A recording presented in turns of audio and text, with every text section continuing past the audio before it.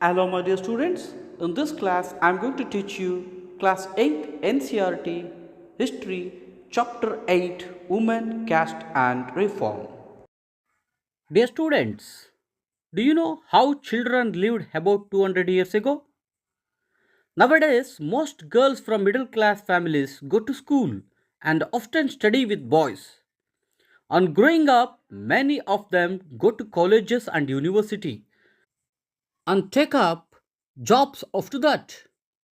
They have to be adults before they are legally married. And according to law, they can marry anyone they like from any caste and any community. And widows can remarriage too. All women, like all men, can vote and stand for elections.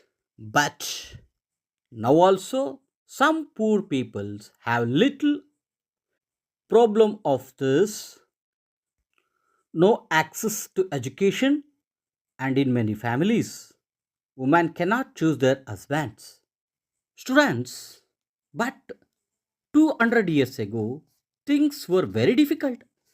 Most children were married off at an early age. Both Hindu and Muslim men could marry more than one wife. Sati system also were practiced. Most women had no access to education. In many parts of the country, people believed that if a woman was educated, she would become a widow. In most regions, people were divided along lines of castes. Brahmin and Kshatriyas consider themselves as upper caste. Others, such as traders and moneylenders, they referred as Vaishyas, were placed after them. Then came peasants and some other peoples referred as Sudras. Shudras were not allowed to enter temples, draw water from the wells used by the upper castes, or bath in ponds where upper castes bathed. They were seen as inferior human beings. Over the 19th and 20th centuries, many of these slowly changed. Students, now let us see how this happened. From the early 19th century, we find debates and discussions about social customs and practice taking a new character. One important reason for this was the development of new forms of communication. For the first time, books, newspapers, magazines were printed. All kinds of issues, social, political, economic, and religious, could now be debated and discussed by men in the new cities.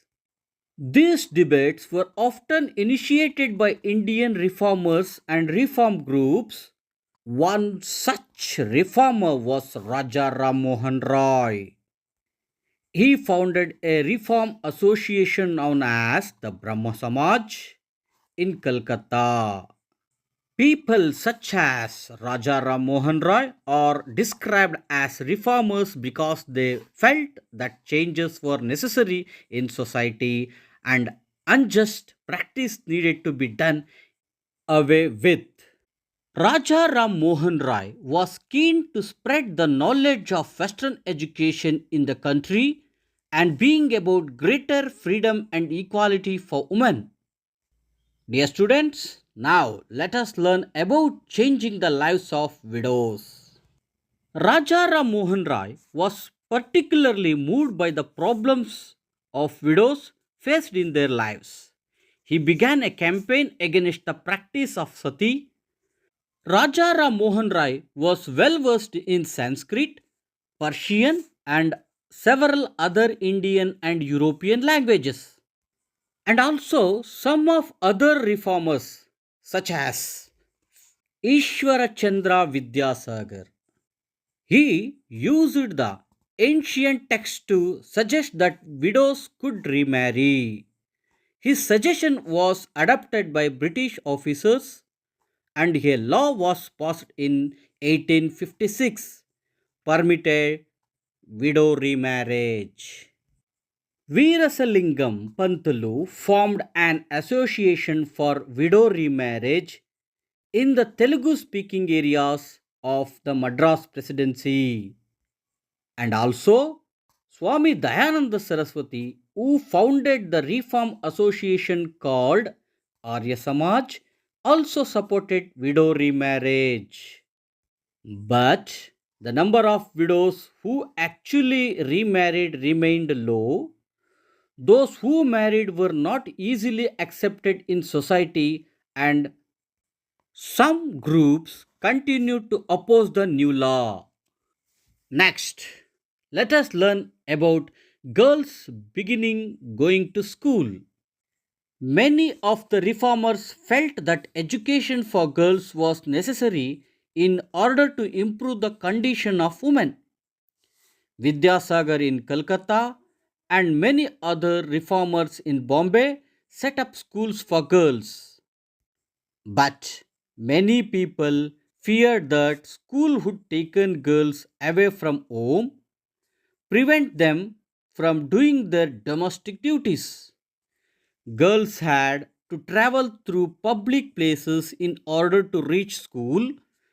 Many people felt that this would have a corrupting influence on them. And also, sometimes women taught themselves at home by liberal fathers or husbands. For example, Rishundari Dibe was one of those who secretly learned to read and write in the frinkling light of candles at night. In the later part of the century, schools for girls were established by the Arya Samaj in Punjab and Jyoti Rao Pule in Maharashtra. Muslim householders in North India, women learned to read the Quran in Arabic. They were taught by women who came home to reach. The first Urdu novels began to be written from the late 19th century. Amongst other things, these were meant to encourage women to read about religion and domestic management in a language they could understand. From the early 20th century, Muslim women like the Begums of Bhopal played a notable role in promoting education among women. They founded a primary school for girls at Aligarh. Begum Rokeya Sakhawat Hussain started schools for Muslim girls in Patna and Kolkata. By the 1880, Indian women began to enter universities. Some of them trained to be doctors, some became teachers. Many women began to write and publish their critical views on the place of women in society. Tarabai Sinde, a woman educated at home at Pune, published a book, Stri Purusha Tulana. A Pandit Ramabai, a great scholar of Sanskrit, felt that Hinduism was opposing towards women and wrote a book about the miserable lives of upper caste Hindu women. And she founded a widows' home at Pune to provide shelter to widows who had been treated badly by their husbands and relatives. So, many Hindu nationalists felt that Hindu women were adopting Western ways and that this would corrupt Hindu culture, and Orthodox Muslims were also worried about the impact of these changes. In the 20th century, leaders such as Jawaharlal Nehru and Subhash Chandra Bose lent their support to demands for greater equality and freedom for women. And they asked women to concentrate on the anti British struggles. Dear students, now let us learn about caste and social reform.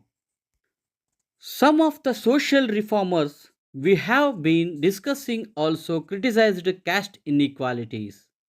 Raja Ram Mohan Rai translated an old Buddhist text that was critical of caste. The Prarthana Samaja talked about the tradition of bhakti that believed in spiritual equality of all castes. In Bombay, the Paramhans Mandali was founded in 1840 to work for the abolition of caste. Many of these reformers and members of Reform Association were people of upper castes. There were also others who questioned the injustice of the caste social order. During the course of 19th century, Christian missionaries began set up schools for tribal groups and lower caste children. At the same time, the poor began leaving their villages to look for jobs that were opening up in the cities.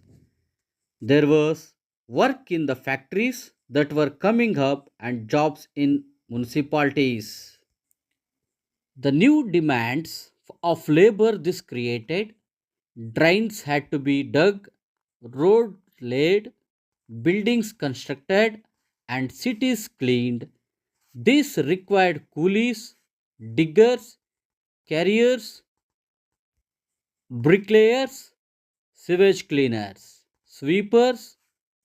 The poor from the villages and small towns, many of them from low castes, began moving to the cities where there was a new demand for labor. Some also went to work in plantations. There were other jobs too.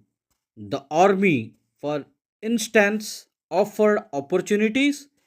A number of Mahar people who were regarded as untouchables found jobs. The father of B.R. Ambedkar, the leader of the Dalit movement, taught at an army school. Demands for equality and justice. The second half of the 19th century, people from within the non Brahmin castes began organizing movements against the caste discrimination and demand social equality and justice. Satnami movement in central India was founded by Ghasidas, who worked among the leather workers. In eastern Bengal, Haridas Thakurs worked among Chandala cultivators. Haridas questioned Brahminical texts that supported the caste system. In Kerala, Sri Narayana Guru proclaimed the ideas of unity for his people. He argued against treating people unequally on the basis of caste differentiation. According to him, all humankind belonged to the same caste. One of his famous statement was Uru Jati, Uru Matam, Uru Daivam, Manushyanu. Now, Jyoti Bapule, who was one of the most important low caste leaders. He set out to attack the Brahmins, claimed that they were superior to others. Since they were Aryans, Pule argued that the Aryans were foreigners who came from outside the subcontinent and defeated the true children of the country. According to Pule, the upper castes had no right to their land and power. In reality, the land belonged to indigenous people, the so called low castes. And also, He proposed that Shudras and anti Shudras should unite to change caste discrimination. The Satyasodak Samaj, an association Pule founded, propagated caste equality. Pule wrote a book named Gulamagiri, meaning slavery. He was concerned about the plight of upper caste women, the miseries of the laborer, and the humiliation of low castes. This movement for caste reform was continued in the 12th century by other great Dalit leaders like Dr. B.R. Ambedkar in the western India and E.V. Ramaswamy Naikar in the south. Ambedkar was born in a Maha family. As a child, he expressed what caste prejudice meant in everyday life. In school, he was forced to sit outside the classroom on the ground and was not allowed to drink water from taps that upper caste children used. In 1927, Ambedkar started a temple entry movement. Ambedkar led three such movements for temple entry between 1927 and 1935. His aim was to make everyone see the power of caste prejudices within society. Dear students, now let us learn about the non Brahmin movement. E.V. Ramaswamy Naikar, or Periyar, as he was called, came from a middle class family. He founded the self respect movement. He argued that untouchables were the true upholders of an original Tamil and Dravidian culture which had been subjected by Brahmins. He felt that all religious authorities saw social divisions and inequality as God given. Untouchables had to free themselves, therefore, from all religions in order to achieve social equality. The forceful speeches, writings, and movements of lower caste leaders did lead to rethinking and some self criticism among upper caste nationalist leaders.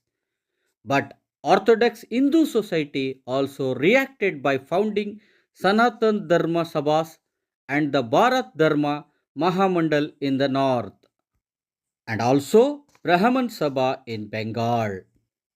Dear students, overall this lesson we discussed about how women caste were played in 18th, 19th, 20th century.